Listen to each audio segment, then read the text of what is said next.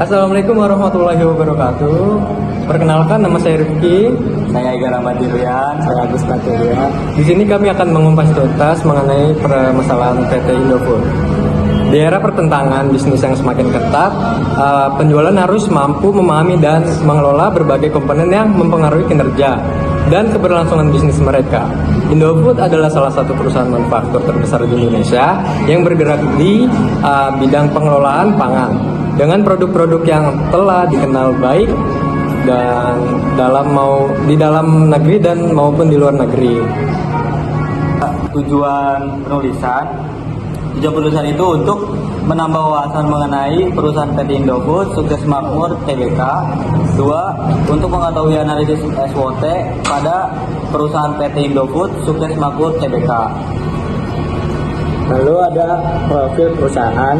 PT Indofood Sukses Makmur Tbk merupakan salah satu perusahaan makanan dan minuman terbesar di Indonesia, bergerak di bidang industri barang konsumsi. Perusahaan ini dikenal sebagai produsen berbagai produk pangan yang sangat populer di masyarakat seperti mie instan, makanan ringan, minuman, serta bahan makanan lainnya. Dalam menjalankan operasionalnya, Indofood memiliki 4 kelompok usaha utama, yaitu Customer Branding Produk atau bisa disebut dengan CBP, seperti Bogasari contohnya, dan agribisnis serta distribution. Melalui struktur ini, Indofood mampu mengendalikan rantai pasokan secara efisien dan juga memastikan kualitas produk tetap terjaga. Di sini ada visi misinya. Yang pertama, memberikan solusi atas kebutuhan pangan secara berkelanjutan. 2. Senantiasa meningkatkan kompetensi karyawan, proses produksi dan teknologi perusahaan. 3. Memberikan kontribusi bagi kesejahteraan masyarakat dan lingkungan secara berkelanjutan.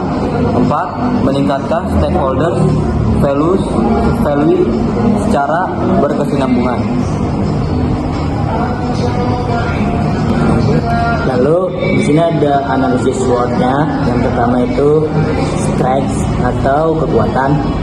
Yang pertama itu harga produk yang sangat terjangkau sehingga mudah diakses oleh berbagai kalangan masyarakat.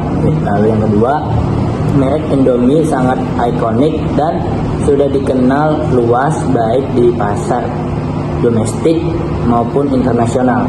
Lalu yang ketiga, keahlian dalam menciptakan cita rasa khas Indonesia yang unik dan disukai konsumen. Lalu yang terakhir, pendistribusian yang menyebar luas baik di pasar domestik maupun internasional. Lalu yang kedua, weakness atau kelemahan. Yang pertama itu segi negatif terkait kandungan, nutrisi dan isu kesalahan. Karena mie instan sering dianggap rendah nilai gizinya. Lalu yang kedua, besarnya biaya pemasaran yang digunakan. Lalu yang ketiga, persaingan harga yang dapat merusak probabilitas perusahaan. Lalu yang terakhir, produk menggunakan bahan pengawet. Lalu di sini ada peluang. Pertama, ada potensi ekspansi pasar internasional yang masih besar. Mengingat populasi Indomie ini banyak di negara. Dan yang kedua, ada pola hidup masyarakat yang menyukai instan cukup tinggi.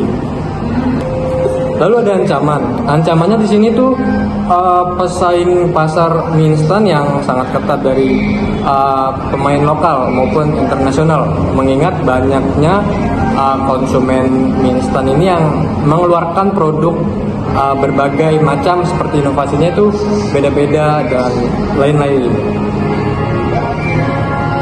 Ini ada kesimpulannya, yaitu dari hasil analisis SWOT dapat dilihat bahwa PT Indofood Tbk Indonesia memiliki kekuatan internal yang sangat baik, seperti kualitas produk tinggi, rasa khas yang unik, jaringan distribusi luas, dan brand yang sudah sangat dikenal di pasar mie instan. Perusahaan juga menghadapi peluang eksternal yang besar, seperti potensi ekspansi ke pasar internasional, peluang kerjasama dengan perusahaan lain, serta peluang diversifikasi produk dan penetrasi pasar yang lebih luas. Posisi SO menunjukkan bahwa Indofood berada dalam kondisi yang sangat menguntungkan untuk menerapkan strategi yang memanfaatkan kekuatan internalnya guna menangkap peluang pasar secara maksimal. Ya, sekian. Baik, sekian dari penjelasan kelompok kami. Apabila ada kesalahan kata atau teknis, kami mohon maaf. Sekian dari kami, wabillahi taufiq wal hidayah. Wassalamualaikum warahmatullahi wabarakatuh.